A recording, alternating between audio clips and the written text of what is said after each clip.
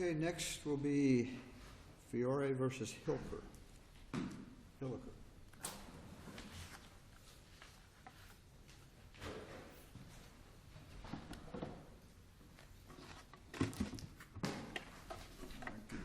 Good morning, afternoon, just about that time. Yeah, I guess it is. May it please the court, Andrew Solis on behalf of the appellants Louis and Jean Fiore. The matter before the court today... Reserving time. I'm sorry, yes, Your Honor. I'll reserve 5 minutes for rebuttal. Thank you. The issue before the court today is whether or not the circuit court erred in entering summary judgment in Appellee's favor based upon this court's holding in the Greenbrier Condominium Association versus Koch case. In opposition to the motion for summary judgment, the Fiores argued that this case is more in line with the Florida Supreme Court's holding in the Angora Enterprises versus Cole case. And we would submit that the facts, while they've tried to have been put in the context of the facts in Greenbrier and Angora, that the facts are actually very different. When the Greenbrier case and this case are boiled down to their basic legal principles, they're very distinguishable. In Greenbrier, the condominium declarations were incorporated by reference into certain land leases, recreational leases. The issue there was whether a unilateral amendment to those condominium declarations could affect or alter the contractual rights under the land leases. That's, at a basic principle, I think that's what it was. And in that case, neither the declarations nor the land leases expressly contemplated that future amendments to the Condominium Act could somehow affect the rights under the land leases. And this court found that based upon that there was no contemplation of future amendments and found that the Angora holding didn't apply. Secondly, and most importantly, I think, in the Greenbrier case, the land leases did not provide for amendments by the association. The land leases themselves didn't provide for amendments. And that was important to the court in its ruling. And third, the court also noted that the leaseholders, or the parties to the land leases, were not the same parties to also the declarations. And those were factual issues that in Angora was very important to the Supreme Court. The instant case is very different. Here the shallows restrictions, and we're referring to the shallows restrictions, were incorporated by reference into what we've called the Schedule B restrictions. And the shallows restrictions themselves specifically provide for amendment. And by accepting title... But the shallow, the restrictions don't contemplate that, they don't specifically contemplate that Hilliker will be bound by future amendments, correct? That language isn't in there. No, sir, they're not. They're not specifically in those restrictions. And isn't that sort of fatal? You know? I was going to say, the Schedule B doesn't say the shallows restrictions as amended from time to time either. No, it doesn't, Your Honor. So I mean, it's very specific. It just says, as recorded in OR Book 1722. So why aren't you stuck with the plain language of the restriction?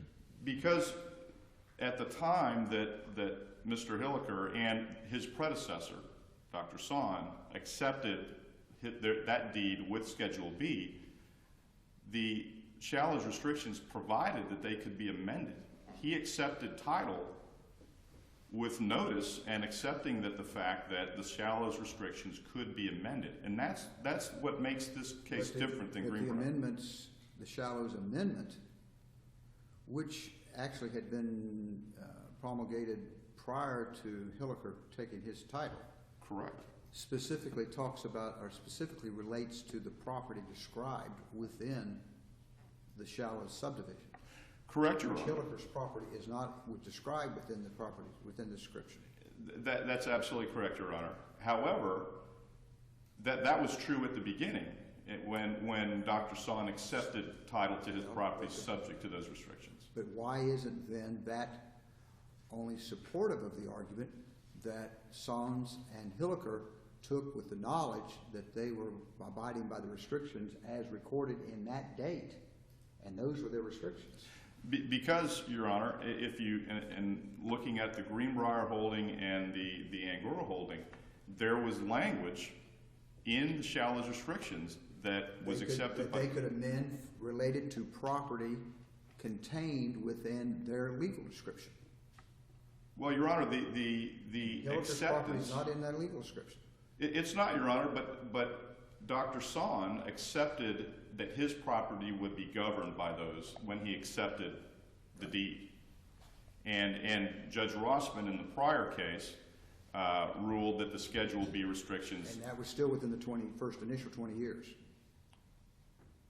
That action was being tried within the initial 20 years, or that complaint was brought within the initial 20 years of the original restrictions.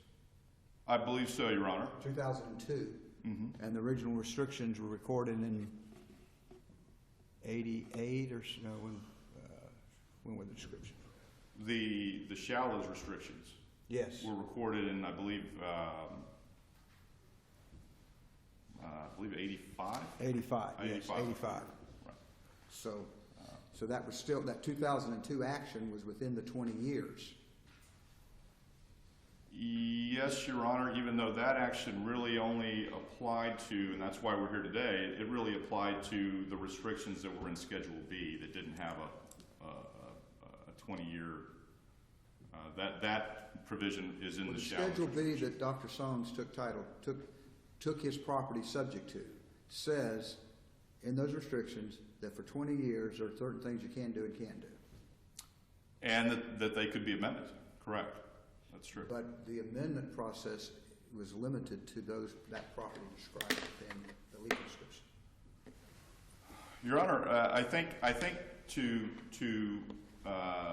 in other words, well, here's the I mean, to suggest that this property now is subject to amendments from time to time, extensions forever,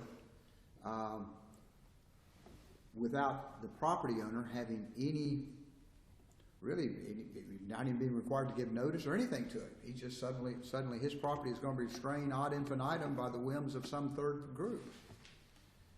That's kind of a dangerous path to start walking down, isn't it? Well, Your Honor, I would submit that that's exactly what this court discussed in Greenbrier. One of the things that was raised by the association was, could there be these unilateral future amendments? And if the parties agreed to it, if Dr. Sonns had said, and I agree to any amendments that come along, that would be one thing. But well, that isn't in there. He just says they're going to be subject to the restrictions contained as contained in OR book, whatever, page, whatever. And Your Honor, again, I would submit that this case falls under the example that the court used in Greenbrier. The Shallows agreed that they could amend their things from time to time. Correct. Dr. Sonns never agreed that they could amend his restrictions from time to time. Well, we would submit, Your Honor, that when he accepted the terms of the Shallows restrictions as they were written, he did, as a matter of law. He accepted, for all intents and purposes, that his property would be governed by the Shallows restrictions and whatever they provide for. And one of the things they provide for is for an amendment. And this court in Greenbrier pointed out that it rejected the association's argument that a contract may be unilaterally amended by one party when the contract so provides. And then the court said, however, we need not address that argument because the governing contracts here, the ground leases, did not so provide. And I would submit that essentially if we're trying to look at apples to apples, the Shallows restrictions provides for future amendments. And so that this case is essentially the case that the situation that this court found was not present in Greenbrier, The governing documents, the shallow restrictions document, specifically provides that it can be amended. And Dr. Sonn accepted that, and that runs with the land. And when Mr. Hilliker accepted title to his property, he accepted that as well. The other factual issue that I think is important is also that the amendment to those restrictions occurred while Dr. Sonn still owned his property. And Lot 11, which was within the Shallows subdivision, which abuts the Hilliker property. So at that time... Did the Sonn's Hilliker deed refer to restrictions as amended and recorded in the new recording? I'm sorry, I didn't understand. Sonn's deed, Schedule B, says OR book, whatever. Okay. Yes. Then there's an amendment. That's recorded in a subsequent OR book. Then Hilliker takes title. Did his deed say as restricted by those restrictions in the second recording, or did he go back to the first recording? Specifically, it didn't refer either one. It referred to either one. To either one. So it said all he subject. has is to go back to what's in the record from Sonn's original deed. The deed said that it was subject to restrictions and reservations of record, as I recall, which would include all of it. These were amendments. This was an amendment that was entered into while Dr. Sonn owned the property, and his property would have been subject to it, and when it was conveyed to Mr. Hilliker, those amendments, those restrictions, whatever was of record, would have followed title to the property. Okay, let me clear one question up, totally unrelated. When the declaratory action was filed, your clients filed a counterclaim asking for an injunction. Correct. And technically, that injunction was never really ruled on when the trial judge granted the relief on the declaratory action. Impliedly, that negated or that denied your injunctive relief, but there's never been an order denying it. Is that correct? That's correct. Okay. That's correct. So would you agree with me that if in fact, obviously, if we were to reverse, then the injunction issue would become alive again? Correct. If we were to affirm, the injunction is dead and there's no further judicial labor. Is that a fair statement? To a certain extent. What I'm trying to get at is, you filed a motion to dismiss based upon not a final action, final ruling, and Mr. Belcastro. They filed a motion, and we denied that. And I just want to make sure we understand. If we affirm, the injunction is of no day, even though it has never been officially dismissed. Well, not necessarily. Maybe I can clarify a little bit. There was a partial summary judgment that was entered, and then a final partial summary judgment was entered. Most of, and I will just say most of the claims under the injunction related to the application of the Shallows restrictions. Some of them didn't. There were some nuisance claims and some other things. Okay.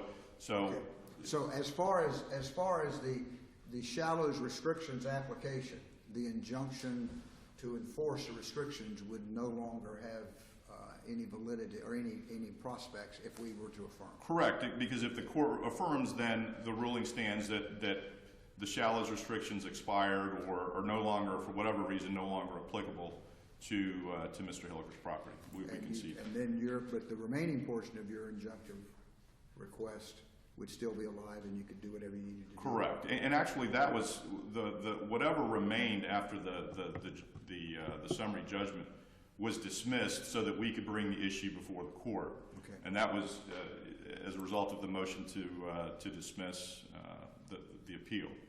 Okay. But you're right; those claims, whatever is left, nuisance claims, whatever, would come back. Okay, that's correct. Thank you.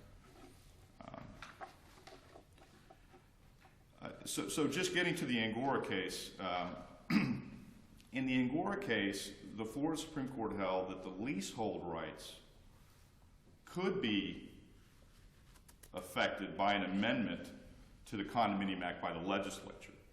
because the parties in that situation actually agreed that that could happen. Yeah, that was contemplated by the parties. Correct. Do we have that here, or is that a factual dispute? I don't think it's a factual dispute because the shallows restriction says what it says. It says it can be amended. It's an implied agreement. If you agree to this, then you impliedly agree to that. If you agree to the restrictions on the height of your shrub, you impliedly agree to amendments in the future. Your Honor, I wouldn't say it like that. I would say that if you agree to terms in the restrictions that say that it can be amended in the future, you agree to future amendments. Not necessarily related to the shrubbery, but the specific language in the restriction. Because in Angora, the Florida Supreme Court found important that there was language contemplated that something could be amended. And because that language was in the declarations, then even the leaseholders had accepted and contemplated that in the future, amendments could be made even to statutes by third parties, the legislature, that could affect their rights under the leasehold. So we would submit that the appellee's reliance on the absence of the as amended language in Schedule B to some degree is irrelevant because the governing document that we're talking about provided for it, and that's what was accepted. Okay, you got your 15 minutes. Okay, thank you, Your Honor. And let me just finish that is why this case is different from Greenbrier. It falls within what the court identified as not being present in the Greenbrier facts, and it would bring it more in line with under the Angora case. Thank you.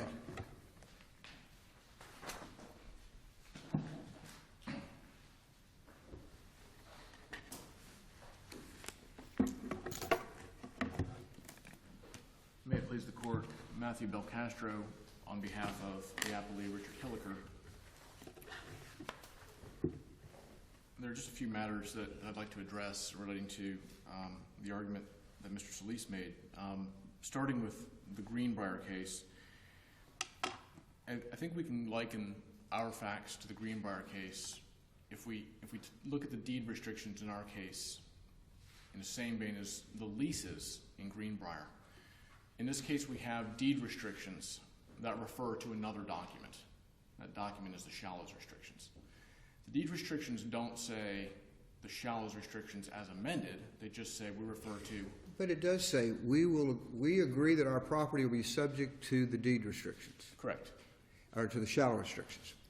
And paragraph 25 of the shallow restrictions say these can be amended.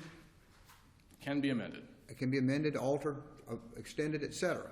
Correct. Why isn't the agreement to subject our property to the shallows restrictions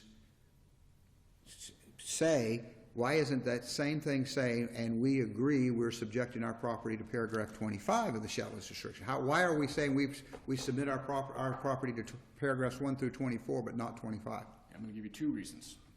First, because the parties to the restrictions, these parties over here, they didn't say we're agreeing to amendments. They acknowledge that this could be amended, but what they're saying is we agree to these restrictions as recorded. Okay, that's what they've agreed to. And was paragraph 25 not recorded? Well, that wasn't a restriction as recorded, but it was in that document. It was part of the document entitled shallows restrictions. These were the restrictions on the property in the shallows subdivision. And the property described therein, there were several paragraphs, and one of those paragraphs says, and we can change these from time to time. Correct. Then why is agreeing to subject your property to those restrictions, why does that necessarily exclude paragraph 25? Perhaps that argument could be made if it didn't say as recorded. But any amendment wasn't paragraph 25 recorded. Well, that's what okay. I'm getting at. It was a part of the document that was recorded. Let me clarify. Okay, I guess here's where I'm getting at. Are we to parse words and say restrictions only require to things we can do and can't do, and doesn't apply to the procedural paragraphs of those restrictions? Yes, that's exactly what we're saying. Under these facts, because the restrictions here say, as recorded at OR book 1722, page 225. Any amendment is necessarily not recorded at OR book But 1722. the contemplation for amending was recorded in OR book 17. And that's clearly the case. Now, with that said, this court addressed the same question in Greenbrier, because this is exactly what happened in Greenbrier. There's a lease in Greenbrier that incorporates declarations, and the declarations say they can be amended. Okay? What happened in Greenbrier was that there was a change to the Condo Act, and the association said, aha, let's change our declarations. These say they can be changed. The lease refers to this document. Therefore, it'll affect the lease. That's exactly what the association said in Greenbrier. This court, I'm going to read how the court responds. The ground leases provide that the condominium declarations are incorporated into the leases, okay, just like we have here. The associations argue that since the original declarations specifically permitted amendments, the ground lease lessor agreed to the terms of the amendments. Exact same argument we've got here that the appellant is making. This court's response, we disagree with these arguments. And the reason this court disagrees, I'll paraphrase, the court says, you can't make a unilateral amendment over here to this document that these guys didn't agree to. Let me ask you a question. You're saying as a matter of law, the summary judgment was proper? Correct. Correct? But why could you not read into your argument and say there's a question of fact as to what the parties contemplated? Did they contemplate the amendments in the future, or just what was recorded as of that date without future amendments? I mean, There's possibly a question about what they meant, but there's no ambiguity in the document. I think that's the governing standard here. so Is there an you're saying ambiguity in that extrinsic document? evidence would never come in? Was there any affidavits Correct. filed to? There were affidavits that basically identified the documents that it But should. nothing to show the intent. In other words, I'm trying to figure out, is there a way to analyze this under Angora and not just Greenbrier and come up with the same result?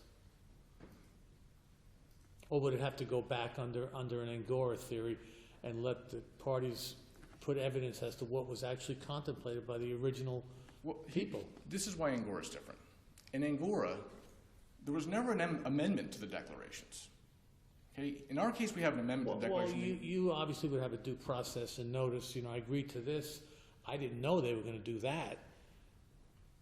I didn't know they were going to put some more time on here, or whatever the argument would be. And they didn't have that complication in Angora. Correct, because the declarations in Angora said, these declarations include the Condominium Act as it may be amended from time to time. So when the legislature said we're changing the Condominium Act, that automatically became a part of the declarations. There didn't need to be an amendment to it. And that was this court's problem with the amendments in Greenbrier. This court looked at that amendment and said, wait a second, the lessor had nothing to do with this amendment. We can't bind him to this amendment that they had nothing to do with. But that's exactly what would be happening here. And one of the examples I wanted to just sort of provide the court about the absurd result that would result here. This is in the amendments to the shallows restrictions that they want to enforce. Okay, one of the new amendments that would be applicable would say, no alterations in the exterior appearances of buildings or structures shall be made without the prior written approval of the grantor. No alterations without the prior written approval of grantor. So Mr. Hilliker, if he wants to put a deck on his house, he's got to come over to the grantor, which is now Riverside Homes Association, LLC, or whatever it is, knock on their door and say, will you please sign this document? And they're going to say, who are you? You're not even in our subdivision. But that's going to be the result. And if he doesn't do that, his neighbor, Dr. Fiore, can say, wait a second, tear down that alteration because you didn't go and get a signature from Riverside Homes, whoever they happen to be. So, I mean, the rule of contracts is parties can agree to anything that's legal as long as they have capacity. The fact that it produces an absurd result is not the test. well, I agree with Your Honor, but I think that takes us back to the question of what did they agree to?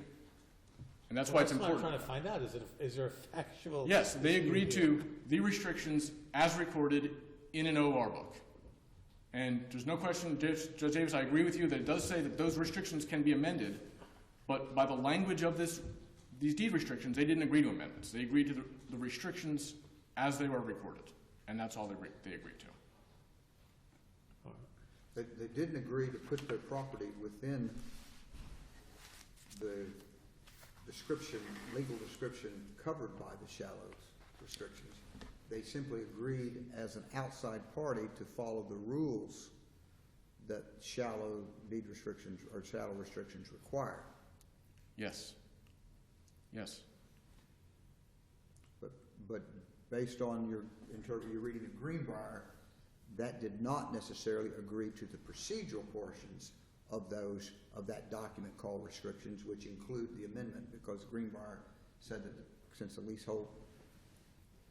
the ground leases, we do not perceive the ground leases intention of the parties that the ground leases may be unilaterally amended, that the incorporation of the declarations in the ground lease did not automatically include the agreement that they could amend themselves. I don't see how they could. Otherwise, for example, they could have completely dissolved the deed or the shallows restrictions. And then that would benefit Mr. Hilliker, of course, but it would be to the detriment of Dr. Fiore. But I think that's why the significance of the language that says these restrictions, as recorded at that particular OR book and pages, is what governs here. Arguably, if some point in time the shallows restrictions had been rescinded by the shallows group that had the authority to do that, the relationship between Dr. Hilliker between Hilliker and Fiore would have continued at least for 20 years, measured by those restrictions. Because that's how the restrictions were as recorded at that OR book and page, without reference to another document. It wasn't based on the life of those restrictions, it was based on the terms. Then why does the 20-year not apply? Or why does the 20-year apply? If that's a procedural issue, why doesn't the substantive continue to apply regardless of the 20 years? My answer to that would just be... Nobody could raise that before. What are you doing? You're not sure. This is complicated enough as it is. Y'all need to understand, this is my last oral argument, so I get the privilege of doing things like this. So you're well warmed up by now. My response would be, because that is, again, that is how the restrictions, that's a description of how the restrictions are applied. Okay. Unless there are other questions, I'm blessed with my brief.